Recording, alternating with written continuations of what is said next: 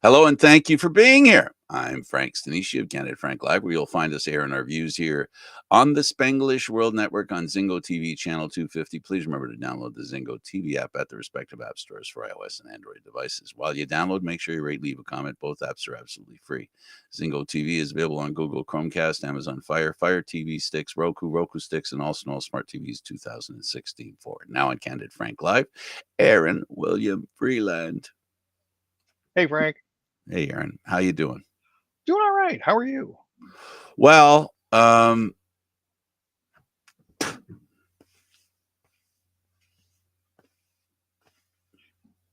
good. Excellent. Hat head. You know, it happens to the best of us. That's why I keep mine short, though. Mine's short, but not short enough, apparently. All right. We're gonna talk about something that's really important right now, and that is the Canadian government and the by some people's estimation the person most prepared and or with the most support to succeed Prime Minister Trudeau, Krista Freeland, has left the cabinet and included a parting shot. Yeah, it was a rather interesting morning for sure. Um, having all sorts of different confirmations flying around and people being elevated to different positions in relatively short order to cover the shortfall.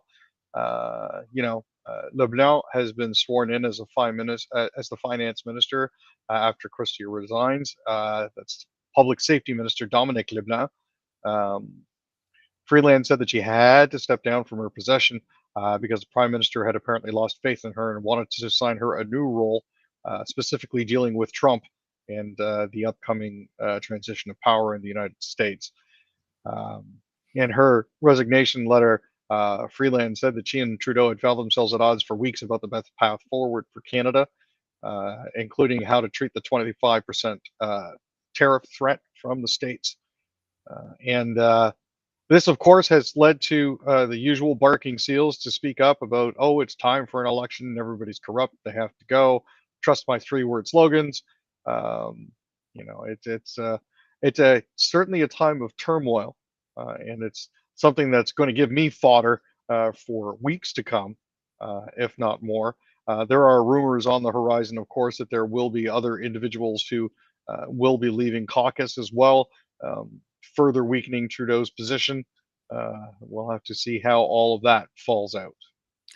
With the history that has I guess you could say been an earmark of the Trudeau leadership the past few years, there's been a lot of hue and cry about him and how horrible a leader he is.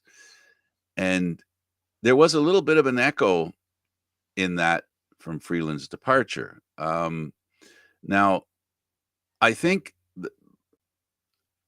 first of all, what do you think is the reason why she said, that basically she disagrees with the thinking process that the prime minister has at this point? She did mention in her letter of resignation that there was a lot of political trickery and basically behind the scenes shenanigans that were going on that she wasn't in favor of as a politician. Um, it put the Liberals' position in further crisis. And it's one of those things where um, perhaps his leadership style wasn't best suited for what they were attempting to do. Uh, you know, there are certain political songs that can played over and over and over again. You know, the fact that the deficit was $61 billion instead of 40 something is certainly something that played into that potential decision as well. Um, but again, this is one of those things where we're looking at either prorogation or resignation of the prime minister, which would kickstart an election. So, you know, I don't know. I'm not in Krista Freeland's brain, um, or in any of her major consultants' brains.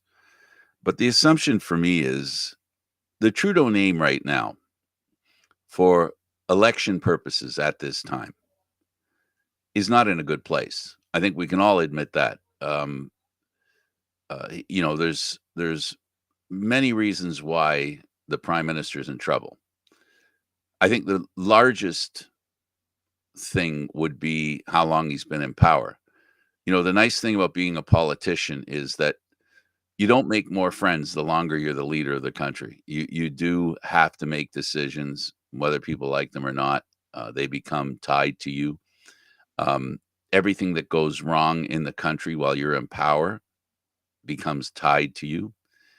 And in his special case, because of the environment we have today, there are a lot of people who speak out in a very derogatory term, downright um, personally attacking. Um, I don't know that personal attacks can be justified. I can understand the frustration with some people, but his name now is associated with future failure by the Liberal Party. I don't. It doesn't matter to me how you cut it. His divorce with his wife, while it shouldn't have an impact on on people and how they vote, but it speaks to you don't know. You can assume it speaks to character as people want to assume it. Um, it's an opportunity for people to assume uh, a negative in his personality, right? He has a lot of things working against him, and I think I don't know if this is Freeland sincerely disconnecting herself from the prime minister for the purposes of saying, well, he didn't want her there anymore, and she's saying, well, I don't, you can't fire me, I quit. Yeah, it does. It does seem like that, doesn't it?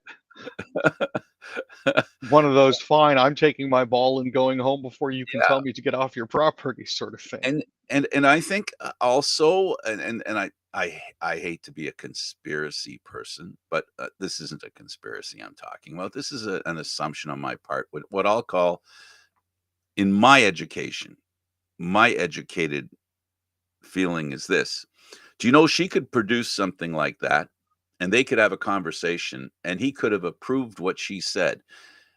As a leader of a party, if you're going to put yourself behind the party, put the party first, there has to be a disconnection for the future person that plans on running as the leader of the Liberal Party. Everything that's bad that exists today, part of what I reviewed earlier, all of it doesn't necessarily belong to Trudeau. But at this point and at this juncture, at a point when it seems like the Liberal Party is going not to have a leader, either he's deciding to, or it's been decided for him, if you will. Mhm. The next one that comes out needs to remove the shackles of the previous leader. We learned in the election in the United States that's very difficult, and I don't see it being any less difficult here in Canada.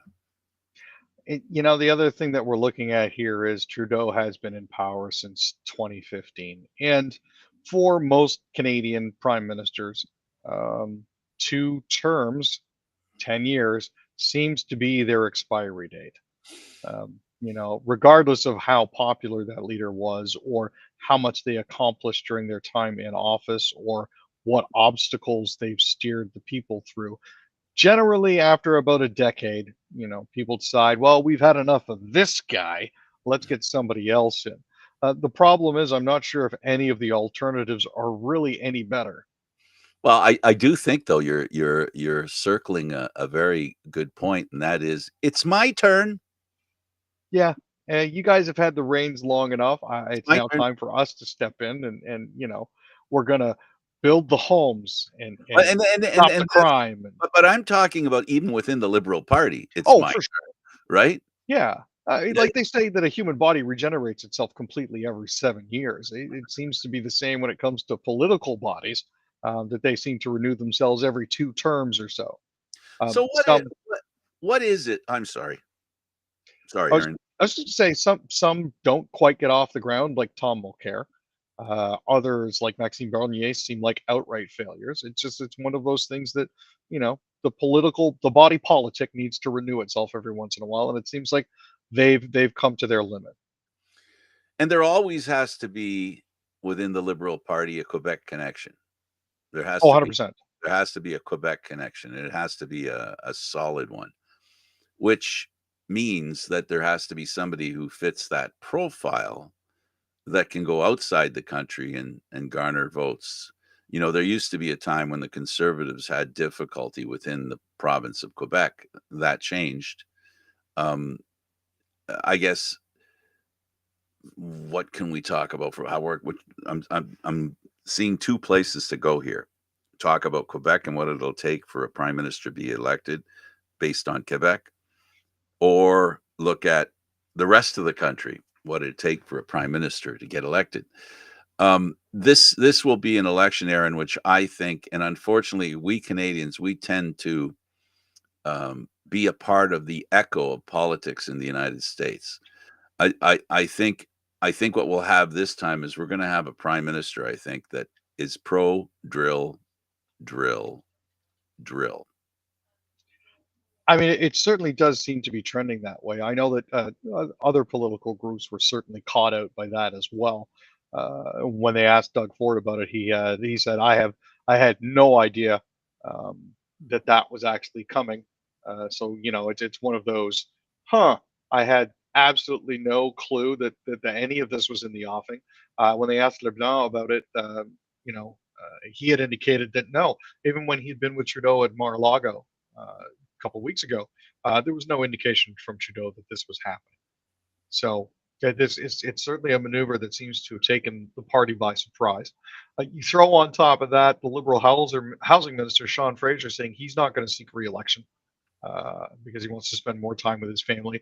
And I think there were three or four other members of the Liberal Party that said that they were not going to be running again. So it's certainly thrown the Liberal Party for a bit of a loop. Um, I think one of the things that we need to note as well here is that the majority of the prime ministers of Canada tend to come from the east. Starting all the way back with John A. And working ourselves all the way through uh, to Justin, who comes from Quebec. The only like Diefenbaker was a prime minister from Saskatchewan. Joe Clark had a mercifully short reign, but he was from Alberta.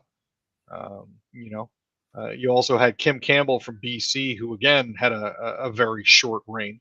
And I think the only other person I can think of that has sat at the head of power for so long was Stephen Harper from Calgary. Originally from Ontario. Originally from Ontario, moved to Calgary. And the Worked his prime way up. minister we have now is originally from Quebec, but went to BC, Mhm. right? So, Yep.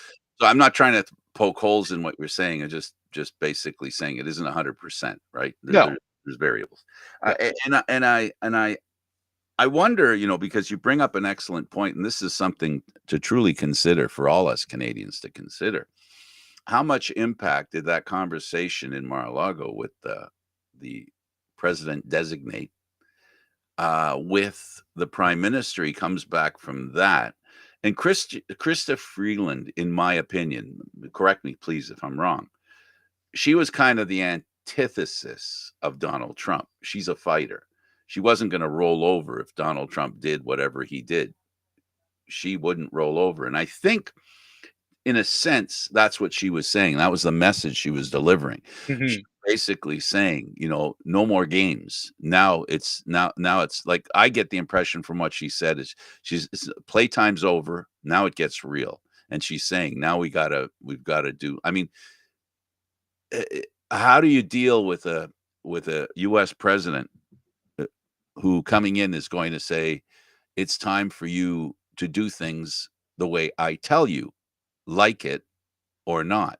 Yeah, it's one of those things where they're in an uncomfortable position now when it comes to dealing with the American government, because for a lot of people in Canada, um, And for a lot of the political parties and political members in Canada, Donald Trump is the antithesis of everything Canadian.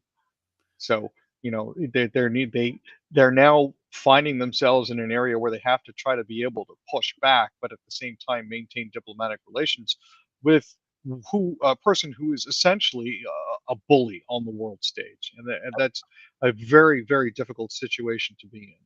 I might have agreed with you 10 years ago. That doesn't to me, Fair. that doesn't move as clearly. Mhm. It doesn't resonate as clearly as I would like it to. Uh, the problem is, some of the policies that Canada believes in, even the prime minister himself, sided with Trump, if you remember, when he was gonna make the pipeline happen, right? And then Joe Biden killed it. So Yeah, I there's I mean. there there's a history here that, Mhm. there's some stuff. Listen, um, when you got a guy, in Donald Trump who says a lot of crap, a lot of crap. He throws stuff against that guy's a spaghetti manufacturer and a wall probably the size of the China Wall with spaghetti that's been plastered against it because he doesn't say things that he's going to do. He says things for for effect in the hope that it has a cause, right? In reverse, right? Because he works from the other way. Usually, life is cause and effect. For him, it's effect and cause. Like so in the case of some things that Donald Trump believes in, there's a large and I'll go as far as suggesting there's a large majority of Canadians that would agree with him. One of them is immigration. This immigration thing that Trump is you know all about. Um, the problem is that a lot of people think they're not impacted by these decisions. They're finding out in the US right now that the immigration issues a lot affects more people than people realize because they vote on what they think Trump's going to do. And now we're gonna find out how many people but wait, I didn't think my son-in-law was gonna be shipped out of the country. He was here when he was a year old, and now, and that kind of thinking, I don't wanna get into the United States, I wanna stay in Canada. But you get my point that I'm making. There's a lot of Canadians who feel the same way. And the problem with being Canadian, and I'm guilty of it probably as much or more than anyone else, I seem to spend more time watching American politics than I do Canadian politics because Canadian politics isn't as fired up. There's not as many flash bombs in Canadian politics. In fact, when there is, it's like this one here, where all we're talking about, when you really think about it, he was making a change in his cabinet, but this is resonating in many ways across the country, as you said, with our provincial leader, our premier, saying, "I had no idea this was going to happen," and you got Poliver asking questions like, "So what happened?" Right? And he's going to try and spin it as to something that's going to be beneficial for him. This is the kind of political thing that doesn't go ahead. I was going to say the only thing I can think of with regards to Pierre Poilievre asking what's going on is if he got the security clearances, he'd probably know. I'm just saying. Oh, Aaron. Yeah, so now it's time for people like you and me and other people in Canada to start paying attention to the politics of the day, not of 10 years ago, not of 20 years ago, the politics of the day, where we sit politically today. And as Canadians, the question is needs to be asked now from now on. What does this mean to me? I am not here to say or promote anything other than, well, I might step in once in a while, obviously, because I have ideas. But what I want to start with is say it's time for all of you out there to pay attention to what's going on. And don't be conned by the con artists who tell you, well, it doesn't matter how you vote. Things are going to turn out the way they're going to turn out. It's all fixed and all that stuff. I beg Canadians to understand that democracy is about voting for someone that you think is going to do what you need, change what needs to be changed. Now, That's speaking personally, I will never tell you who to vote for. I may judge you, on who you vote for, but I'm never going to tell you who to vote for. What I do encourage all Canadians to do, because this is going to happen whether we want it to or not, learn the platforms. Don't believe the slogans. Don't buy into, the commercials that say X but actually mean Y. Don't listen to the dog whistles. Go to each of these parties that you're considering voting for and read their platforms. Know what they are going to do for you and what they're going to do for Canadians before you place your vote. And I'll add this. Check out the voting record of your representatives. Never mind what they say. Watch what they've done. Look at their record. I just said don't look back. Well, to the extent of looking back too far, but you can look back to the politicians that you'll be voting for. Don't just listen to what they're saying. Look at their voting record. Look at what they vote for. Look what they propose. And really, I can't express enough. Look at how they vote. Because if there's one lesson I've learned from the US political thing that's out there, is that there are a lot of Republicans who are trying to take credit for the biggest thing that the Biden government did, and that is infrastructure. And the benefit that it's brought to states, the majority of states that were Republican. And now those Republicans are going around saying, see what we did? And people aren't looking to see how they voted. And that's the mistake that people make. I don't want you to assume anything. I don't want you to, and Aaron will tell you, he doesn't want you to believe him. And I don't want you to believe me. But my fellow Canadians, it's time for us to take notice and start taking stock in what our politicians are doing. Ignore what they're saying, to Aaron's point, because that's one thing, and everything we've discussed right now, that's the thing I agree with Aaron the most. Follow the voting pattern of the people in charge and who want to run, and find out why they're involved. And finally, if there's an opportunity to find out who's supporting each party, who's getting money, who's giving them the money, that's the first thing I want to see, because I can see in the US how that has been a destructor of the political system. We need to know who's offering money to get these people elected. For sure. You get the last remark, my friend. Well, like I said, folks, like we're not going to tell you who to vote for. We're just going to make sure that you go out there and make sure that you're informed as to what your local candidate is doing and as to what your national candidates are doing, because those are two very important things that are going to affect you. Even if you don't vote or you think your vote doesn't matter, you still live in Canada, and what happens here will affect you. So bear that in mind going forward. We'll look forward to seeing the writ drop in the next couple of weeks.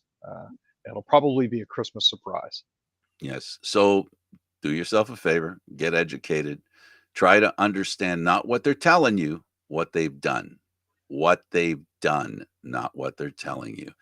And for the people who criticize, listen to what they've done as well. Look for what they've done. It's easy to criticize.